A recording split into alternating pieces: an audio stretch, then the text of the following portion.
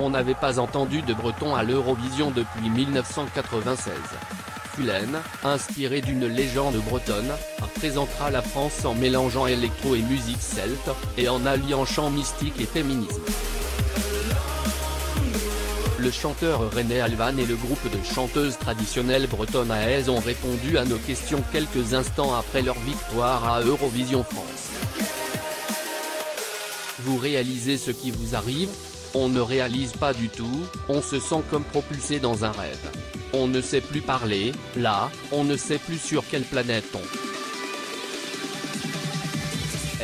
Comment avez-vous vécu votre prestation?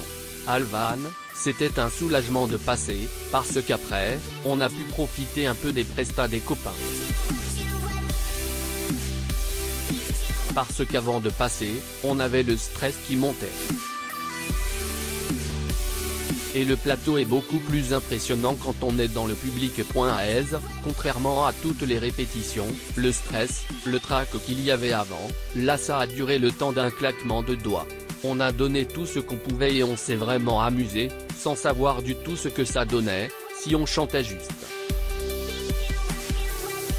On a profité, c'est tout ce qu'on demandait et ça nous convenait déjà très bien. Alvan, on a vraiment pris du plaisir, oui.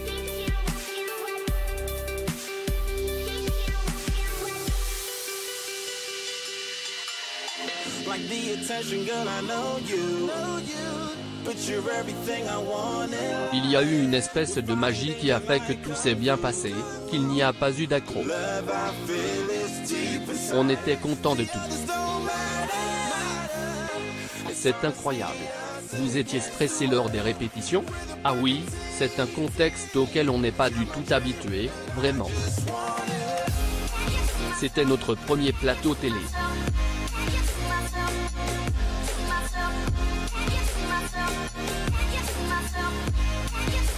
Toute la journée, on était dans des moments un petit peu en dehors du temps.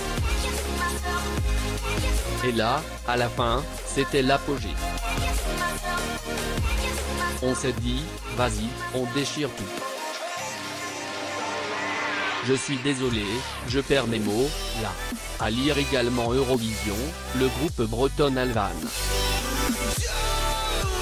Sinon, on a croisé Elodie Gossuin avec qui on a fait un selfie, rire, en tout cas, ils étaient tous très bienveillants avec tous les candidats. C'était très agréable de les côtoyer. Alvan, j'ai échangé avec Joyce Jonathan, elle a été adorable. Oh gentille. Quels sont vos meilleurs souvenirs de cette soirée? AES, les rencontres avec les autres artistes qui étaient absolument incroyables et tellement gentils, et les rencontres avec l'équipe de l'organisation, les techniciens. Waouh, Alvan, que du love sur toutes ces personnes.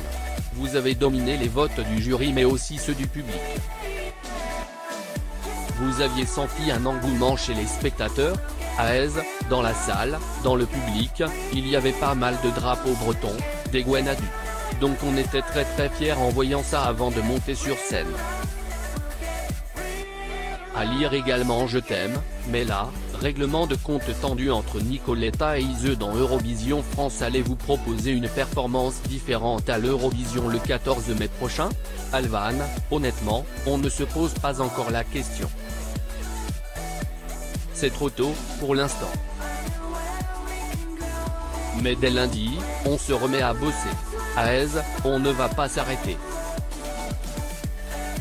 On ne dort plus, là, c'est fini. Rire, dans tous les cas, on fera tout ce qu'on peut pour représenter au mieux la France et la Bretagne. Qu'est-ce que vous voulez faire ressentir aux téléspectateurs lors de cette finale? AES, on espère transmettre des émotions, et aussi notre message malgré la barrière de la langue.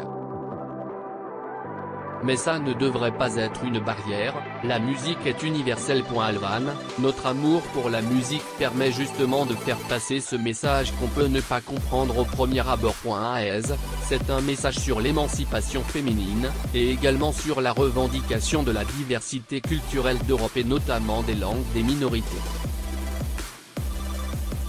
C'est aussi la rencontre musicale entre l'électro, le rock, et notre langue qui s'y mêle parfaitement.